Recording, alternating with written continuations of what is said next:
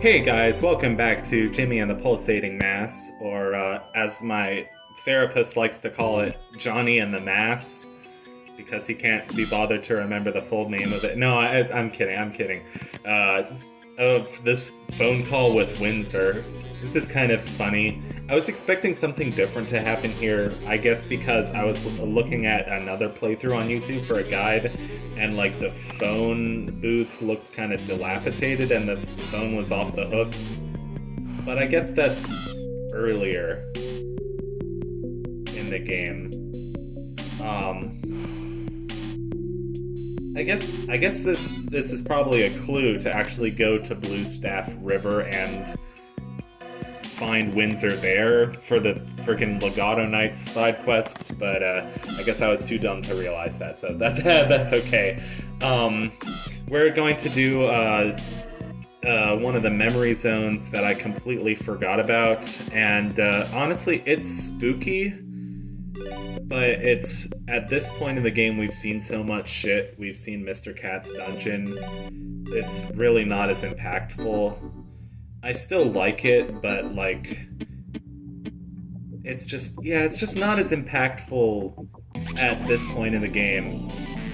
Especially when all the enemies are so easy. It's like we waited so long to do like Grimclaw's dungeon and like Slither's dungeon and all these kind of secret areas, except those actually had a point. Those actually had like boss fights at the end. I like all the eyeballs. This is supposed to be a memory zone for Buck, which honestly it seems kind of out of place with Buck's, like, I don't know. I get that Buck is supposed to be like, you know, the bad brother, although really, you know, he's just you know, a good person who's made some difficult choices, but giving him this whole like horror themed area seems kind of weird. But I get that it's in the horror section of the game, or the, you know, stereotypical like Halloween-y section of the game. So it's like makes sense that this would be an area you would stumble into by accident, and the music would change and it would be all like scary, and then there would be these like weird like faded images of Buck, and you would be like, oh, what's he doing there? And it would be like, you know, a whole thing. Anyway, I'm not explaining it very well. I talked about in like the last episode, like I like the memory zones for what they do in terms of lore dumping, but other than that they don't really have much of a point. And they just use up your emergency exits because because they have no boss at the end, so they have no way to return to the overworld. So it's just like, well, shit. Also, I don't remember what other there's the Magical Land of Fish for Lars. There's this one which is just called the Abyss. There's Symmetrical Cavern, which is the one for Andrew. And I can't even remember if we've been there yet. And then I don't know if there are any others. So, yeah. Is that a dinosaur skull? That's kind of cool. That's kind of different. But yeah, not much else to say about this place, except you go here and here's like a really young version of Buck. Let him strong enough, something. It did. Oh, double XP. Yay. Screaming face.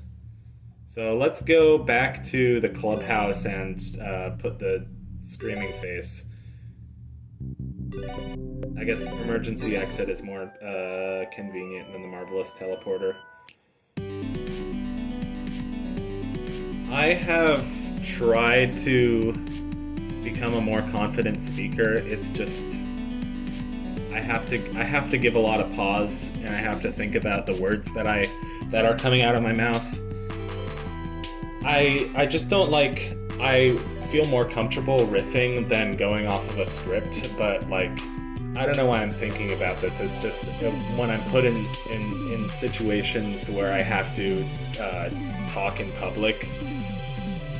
I am fine with public speaking, but I also just in general I have a lot of anxiety over just forming sentences and forming words. So I guess I've kind of gotten over that fear, like, I meant to edit this video better.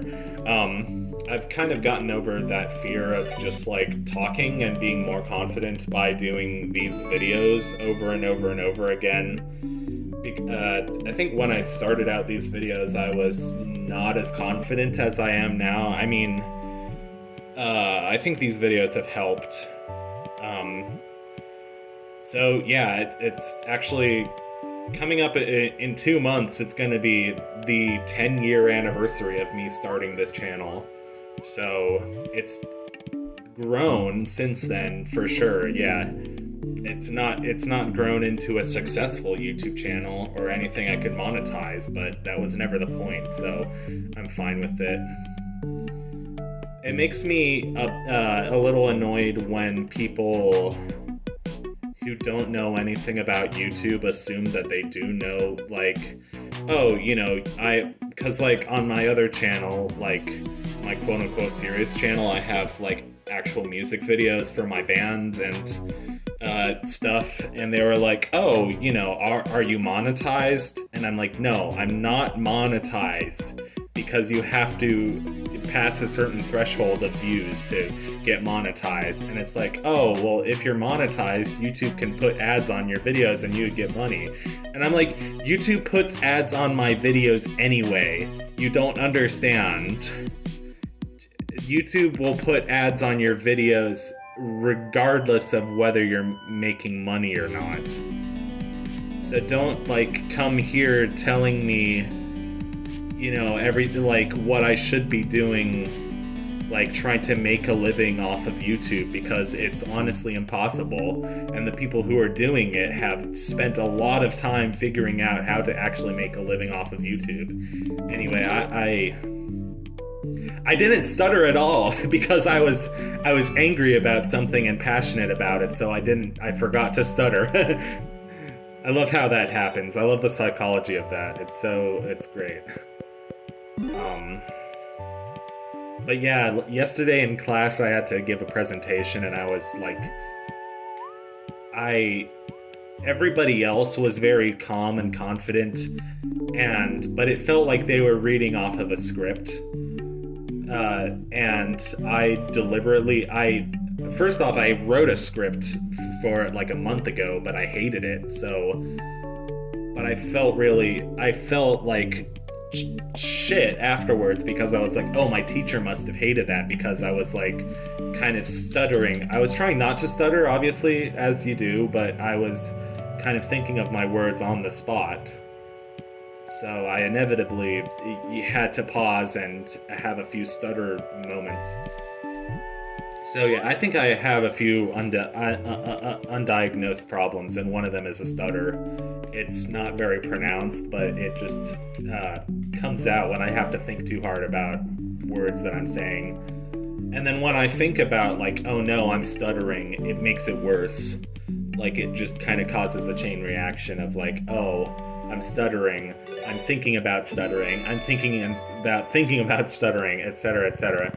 So here's Temple of the Inward Looking Eye. They were like, oh shit, dude. Like, they believed that this temple was a gateway between dimensions. Turns out it is.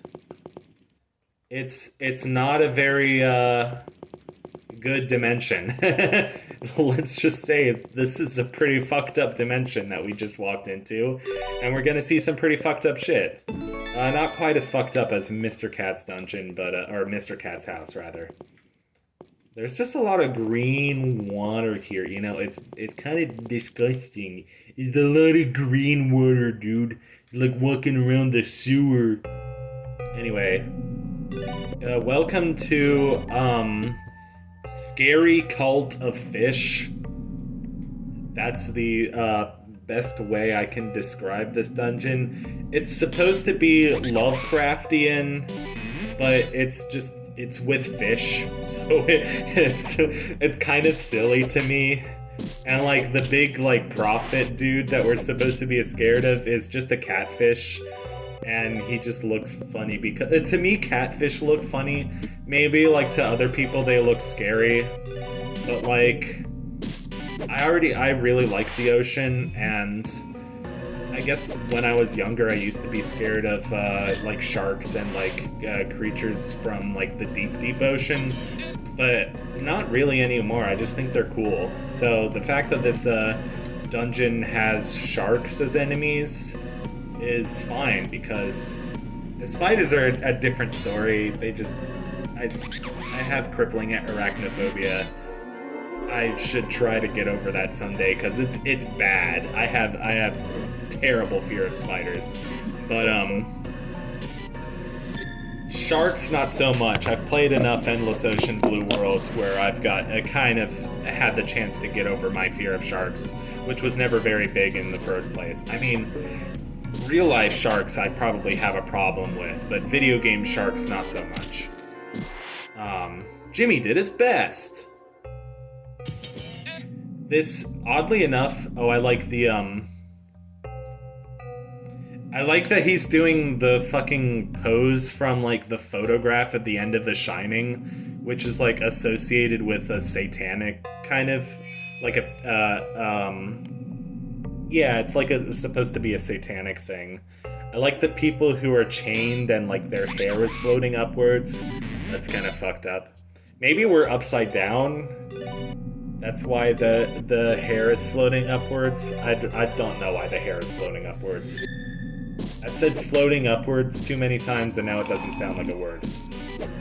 So yeah, these enemies aren't too bad. I mean, none of the enemies have been really that bad because we've been playing on easy mode, but yeah, I highly recommend you to play this game for yourself. Play it on normal difficulty, and it's definitely a bit more of a challenge. There will be some grinding involved, but yeah, for the purposes of this Let's Play has already taken me like 8 months. So, yeah, no, it's a long enough game without the grinding. This is probably my second or third most hours spent on a game according to Steam, because Steam will let you see your game by most hours. Oh yeah, this place reminds me of like a kind of a fucked up like Dr. Seuss kind of place. I don't even know why, but that scene with all the monks walking on the edge of the platform, like the ledge, just reminds me of something out of like one of Dr. Seuss's like darker things. I don't even know why. It's just like, I feel like I've seen the image of like a bunch of weird creatures just like in a very dark cavern walking down a ledge in some Dr. Seuss book. Because Dr. Seuss can be pretty dark. I mean, if you've ever seen The 1,000 Fingers of Dr. Terwilliger, that's a kind of disturbing movie, and it's Dr. Seuss. So anyway, here we got some eels and some piranhas, basically. Boy, bringing back memories of Endless Ocean Blue World. If anybody knows me, they know that Endless Ocean Blue World is a pretty important... It's one of my favorite games of all time. And it's part of the reason that I started this channel, and is a one of my most significant projects from like my first 5 years of starting this channel. Not so much recently, but because I haven't done any Endless Ocean videos since 2021. Is it 2020 or 2021? I think it was 2021. But they are coming out with Endless Ocean 3, which is really cool. Really cool to see that Erica has returned to their IP, and yeah, Endless Ocean 2 was 2009, so it's 15 years.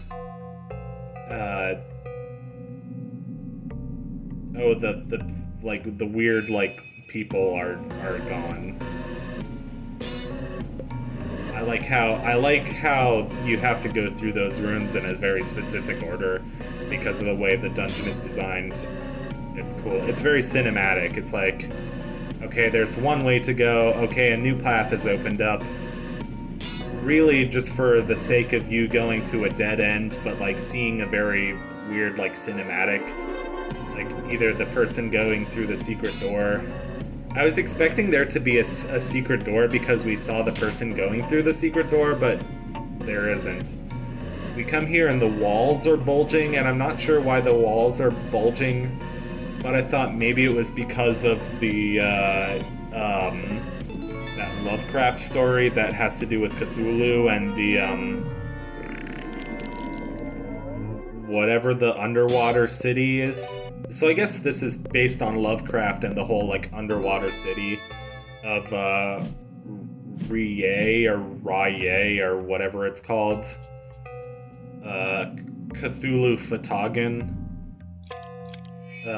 Beware, there are secrets in the mud, secrets buried deep. The ritual must not be complete.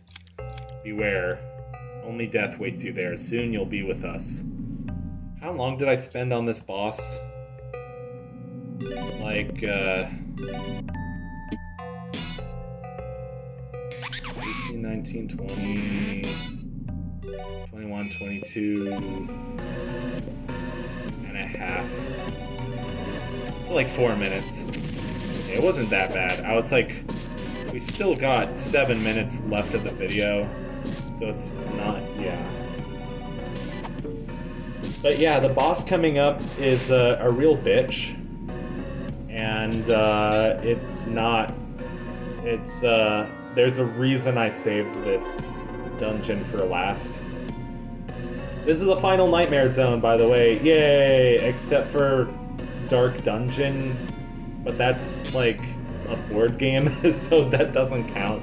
That's why I never touched that dungeon, because it's a board game and it sounds weird. But it's supposed to be like D&D or whatever, and I'm not a big D&D guy, so I guess D&D is not the same thing. I love how Information Guy is down here, and he's giving us some great advice, which is really funny because we've learned that Information Guys are really monkeys that don't understand what they're saying, but they just repeat sections of text over and over. The Information Guy lore is weird. Like, he starts out being like a comic relief character, sort of like Mr. Pickles from Earthbound. But then, like, the Information Guy lore is really weird. But basically what he's warning you about is that this boss is, like, the only true game over in the entire game. So you're going to want to save right before you fight this boss. He has this doomsday clock that ticks to 13 o'clock, and when it ticks to 13 o'clock, the world ends. It's a literal doomsday clock. I think this is the only true game over in the game. So the idea is to beat this dude before the clock ticks 13, which is such a cool idea for a boss fight. It's just really hard, is what it is. If you're like doing this fight legit on normal difficulty, you would have to either grind an insane amount or use an actual strategy, like analysis combined with a really powerful attack like Rampage.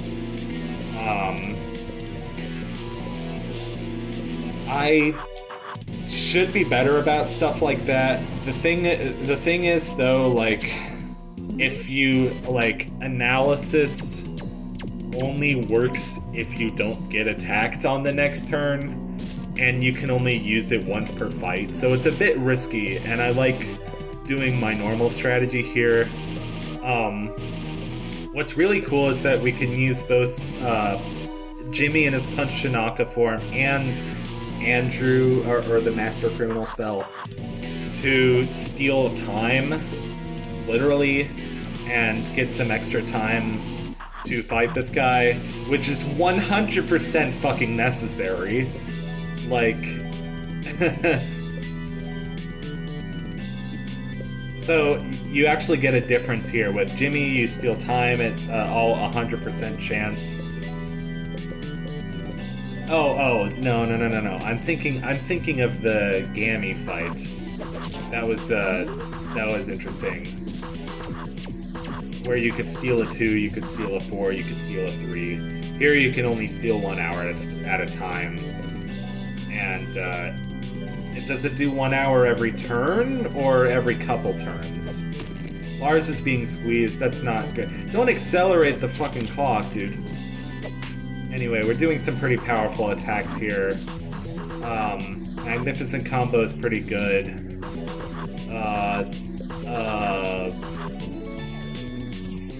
Rampage is pretty good, I would imagine. Molecular Beam is pretty fucking good. And yeah, that's about it. Just hold on to a prayer that the Doomsday Clock does not go off, because it's very bad news bears if it does. Yeah, Rampage is pretty good. it's okay. Yeah, Rampage is well known in the community for being like one of the most broken attacks of the game. I would love to see more of a community around this game. It's, I think, probably the best RPG Maker game ever made. I know that's a very high and lofty statement, but I would love to see more of, like, you know, a community, like, either a speedrunning community or in the way that, like, Earthbound has. Okay, Siren, thank you. Okay, shit. It's on 10. But, like, I've already recorded this, so yeah. It's yeah. No spoiler that we win this. Almost? Yeah! Sayonara, sucker. Get out of here, Doomsday Clock. The world ain't ending today. The world ain't ending. And that's Temple of the Inward-Looking Eye, so I think that's every single Nightmare Zone. So we're ready for some real endgame shenanigans, including probably Dark Dungeon, as well as getting every single light bulb in the game, as well as some other stuff. We'll see, because I'm still busy with school right now, but it's the last week of classes, so I think I can get through it, and then really dive into this game and finishing it. So I'll see you in the next one. Goodbye.